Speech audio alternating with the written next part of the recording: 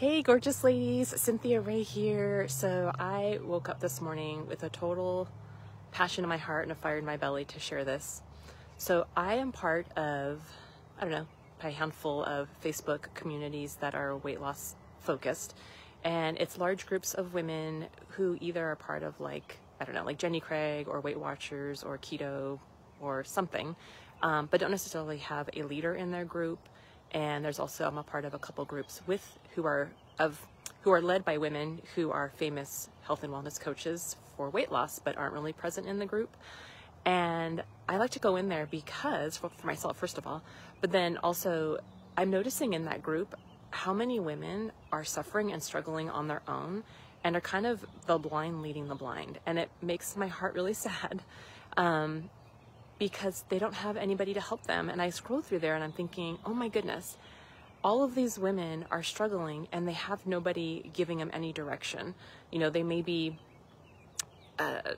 doing all the things right, but not getting any results and just feeling so frustrated, so alone, so scared. You know, they're working so hard and not seeing any change in their body. And that's probably the worst thing. It's like when you're working really hard to achieve something and nothing comes out of it.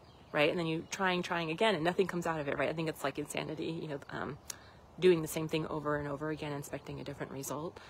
So I'm able to jump in there and at least give them a glimpse of hope. And I realize too that a big part of this is that our culture is so numbers and centric, so numbers oriented. I don't know if it's our Western culture, or if it's across the globe, where our Western culture seeps into other cultures around the world.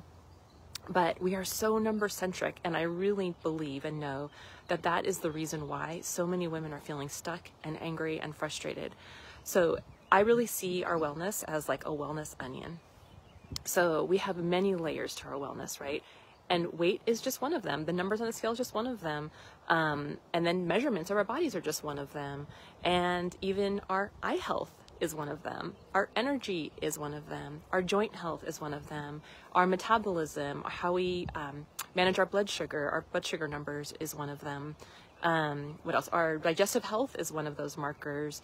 Our hair health, our skin health, I don't know if I said energy, our fitness, these are all different layers of our wellness onion and what makes us to be women. Oh, and our hormones, right? Our hormone balance is one of them as well. But so many times women forget to look at the other layers of our wellness that are being correct and fixed when we are doing things to promote our health. You know, eating clean. Maybe some women are eating keto in these groups. Some women are counting points.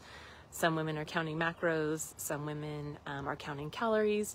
And that's where they get stuck. There's so much work. It's so overwhelming to have to track numbers. After my recovery from eating disorders, first of all, I was so obsessed with numbers.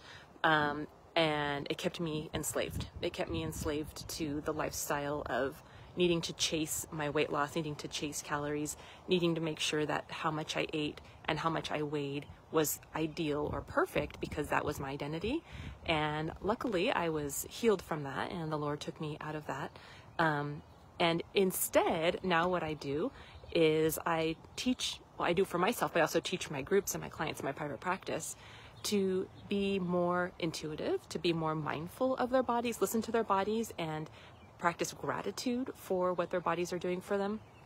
But then also be a little bit more general and generic about calories and macros and things like that. And I give them guidelines of what to do and how to lean into working with their hormones when it comes to weight loss. There's certain points in your hormonal cycle where it's going to be easier to lose weight when you're doing all the things that you know that you need to do to lose weight. In my group, we do keto with hormone promoting foods. And we do a fasting lifestyle too, and then also fitness. So those are our three top things that we do together. But we also, before we do any of that, we also do a liver detox and a parasite and candida cleanse. So that way we can more easily tap into body fat stores. By the way, if your liver is clogged up at all, it's going to be very difficult to lose weight because our liver is actually responsible for producing ketones and breaking down body fat. So if your liver is clogged up at all, it's going to be very hard.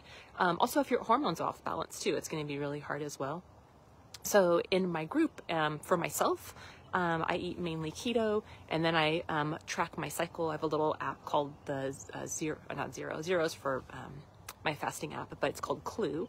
I use the Clue app for tracking my cycle. I'm perimenopausal, I'm 47, almost 48, and I use that to track my cycle. And then I have a whole chart that I give to my group on how to eat according to your cycle, or if you don't have one, if you're menopausal or postmenopausal, I also teach them how to fast and eat according to that, or use a lunar cycle to track that way and eat according to their lunar cycle. So, and it produces long-term results. They're not feeling pressured, they're not feeling stuck. It's because they're watching their body and how they're feeling with everything that they're doing and not stuck on the numbers, which gives you so much more freedom. One of the group ladies in my group yesterday was sharing that although the numbers on the scale haven't changed that much, the way she fits in her outfits is totally different, and the way they look the way they look in pictures is totally different. The way they look in the mirror is totally different, and they just feel so good because they're achieving so much and not being so numbers centric. So when you have that freedom, when you're released from those numbers, there's so much power in that because you're able to approach it with love and kindness and gentleness and grace. And I really feel that's where the Lord's at when we live it out this way and not pressuring ourselves or feeling like a slave to numbers. So I hope that helped you today, and I hope that this is a blessing to you. I know it's early in the morning Pacific time, but let me know if you have any questions. My Ageless Body Blueprint course, the next round, starts next Wednesday, the May 29th. So if you want to join us and be part of all of these things I just talked about, I'd love to have you. I'm also taking one-on-one clients if you'd like, and to teach you more on how to get this done. All right, I hope that blesses you. Have a great Tuesday. Bye.